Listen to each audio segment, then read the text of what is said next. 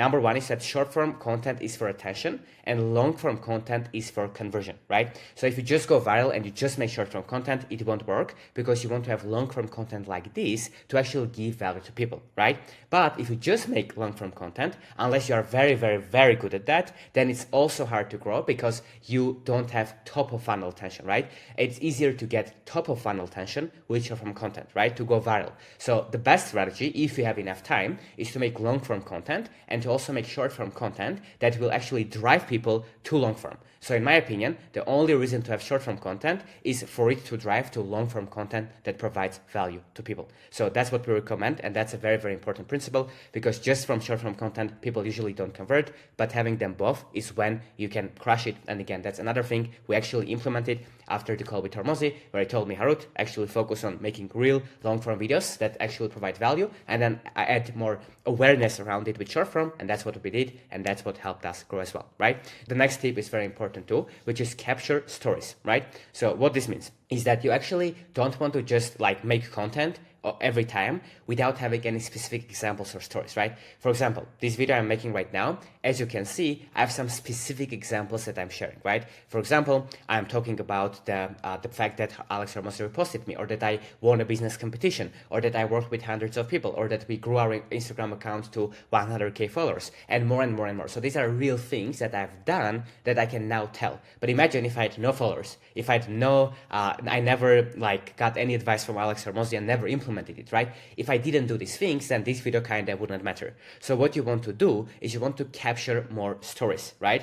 And how you can do that is by documenting your life more. You can leave your niche, right? And like do whatever you are teaching more frequently, so you have more stories to tell and you have more documented wins, losses, tactical tips that worked for you, experiments that you run that you can actually share with your audience that can be valuable, right? So let's say if you're a dating coach, right? Instead of just making content all day, every day, you can actually go and date more, so you have even more experience, more real stories, and then you can share this in your content. So we highly recommend you, if you want to be successful in content, you need to actually do the thing that you are teaching, which means you need to live your niche. You need to live it, breathe it, do it, right? So you can actually, people can know that you have relevant examples, stories to tell, and that documentation of your own doings is what makes you different in today's world, where everyone is just like using ChatGPT to make content. The people that stand out and will continue to stand out are the people that do things and then share what worked for them and what didn't. So make sure that you are not only just teaching people, but you're also doing what you are teaching, so you always are up to date and you always share more relevant information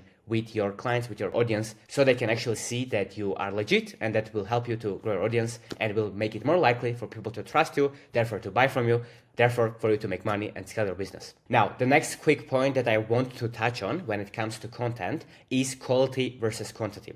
So why I'm a big fan of quantity is because if you want to grow, you don't know what quality is. And here's what I mean. A lot of people say, hey, I've heard from Mr. Beast or from Alex Hormozi or from other big creators that you need to make high quality content to stand out because there's a lot of competition now and you actually want to make something good for people to consume. People's standards are very high. Their attention spans are lower than ever. So you need to make good content. And of course, I absolutely agree with that.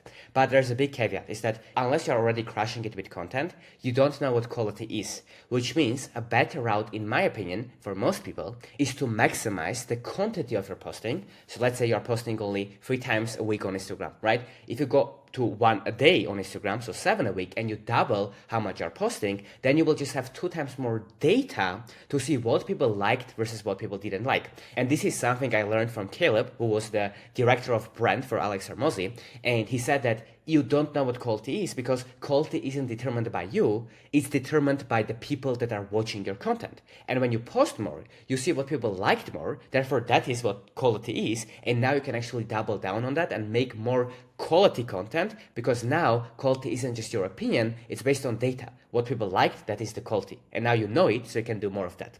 So my advice is, if you actually haven't maximized how much you can post on each platform, and the easiest way to know that is go and look for your top competitors and see how much are they posting. If they're posting more than you, and you can do that too, try to match their cadence of how much they're posting, and ideally post even more, so you can fail more, you can see what works more, right? Because you have more reps that you're putting in, and you're getting better faster because you're failing faster, and then once you see what works, yes, absolutely take it, and go and spend even more time for making another video, another post, another email, another tweet like that now will be way, way, way better, and you can double down on quality, and that's how you can keep growing. Now, a lot of these trainings are available for free with all of the templates, AI tools, private feedback for you to be able to implement in your business. And guess what? It's absolutely free. So if you're interested, the link will be down below in the description and you can apply to join there.